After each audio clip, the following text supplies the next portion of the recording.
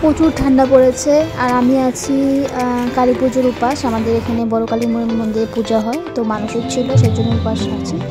তখন রাত্রে পুরো স্নান টান করে মন্দিরে যেহেতু কালী পুজো ঘুরে আসতে হয়, এখানে এসে বললাম মন্দিরে। মা মাসির সঙ্গে এসেছে, আমি তো একা আসতে পারবো না, তাই মা মাসি আমাকে আগে দিতে তারপরে চলে গেছে। এখানে একা একা বসে আছি, পুজো হতে হতে 12টা বাজে। তো এখানে দেখো মন্দির খুব সুন্দর করে সাজিয়ে তুলেছে, যেহেতু মায়ের পুজো বছর একটা হয়, আমাদের বাড়িতে একটু দূরে আসে। তো এখানে আমি বসেছিলাম অনেকক্ষণ।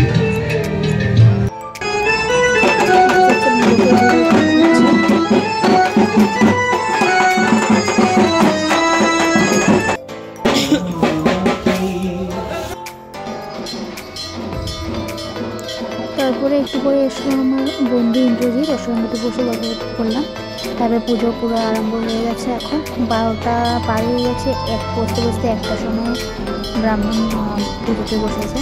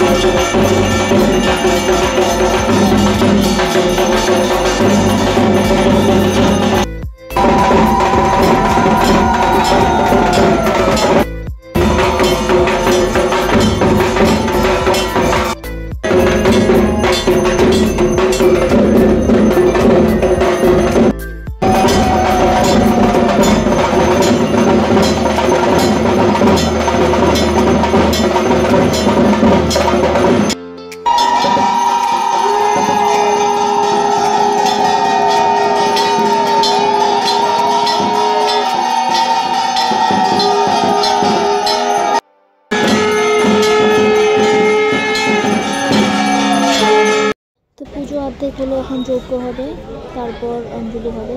অ্যাকচুয়ালি এখানে বলি হয়, এখানে বলি হয়। ভিডিও করে আসলাম, সুন্দর সুন্দর মায়ের মুখ। তো এখানে বলির জন্য রেডি হচ্ছে, তখন প্রায় 2-2:30 বাজে। বলির জন্য রেডি।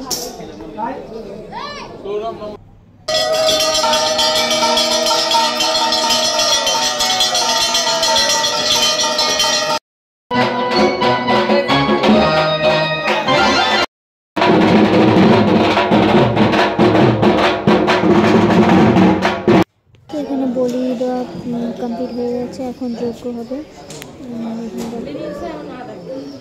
যজ্ঞের জন্য অ্যারেঞ্জমেন্ট চলছে, যজ্ঞকে অঞ্জলি দিয়ে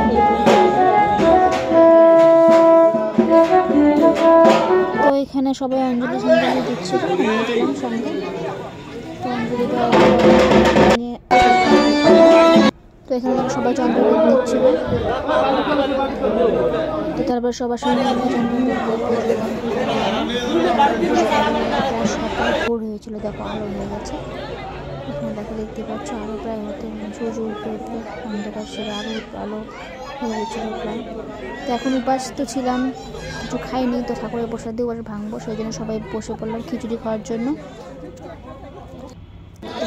খিচুড়ি খাচ্ছি, ঠাকুরের প্রসাদ দেখো গরম গরম। খিচুড়িটা খাওয়া হলে আর কিছু করার নেই, বাড়ি চলে যাবো ডাইরেক্ট